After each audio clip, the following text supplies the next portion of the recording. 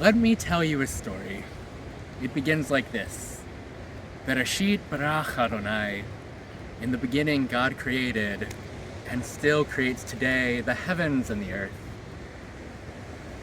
The earth was a vast and formless void, a wild and a waste. And a wind from God swept over the face of the deep. And then God said, "Let there be light," and there was light, and it was good. And God separated the light from the darkness, and the light he called day, and the darkness he called night. And there was evening and there was morning, the first day. And then God said, "Let us divide the waters above and below the heavens." And God formed a dome of the sky, and it was good. And there was evening and there was morning, the second day. And then God said, "Let us gather together the waters under the dome, that they may be in one place," and the dry land was formed. And the land he called earth, and the water he called seas. And then the earth brought forth vegetation, green plants yielding seed, and trees bringing forth fruit with seed inside the fruit. And God saw that it was good. And there was evening and there was morning, the third day.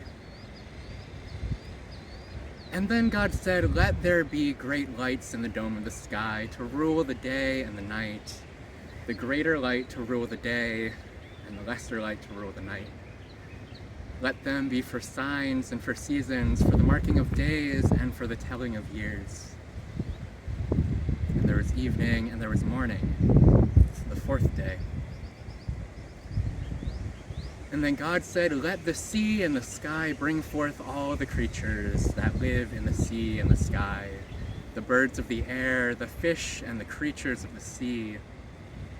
And God saw that they were good, and God blessed them, and said, "Be fruitful and multiply, and fill the earth." And there was evening and there was morning, the fifth day. And then God called forth the creatures of the field and the forest, and called them good. And he called forth humanity, and said, "Let us make humankind in our own image, so that they may tend the fields and the forest, the seas and the sky, and all the creatures that are in them."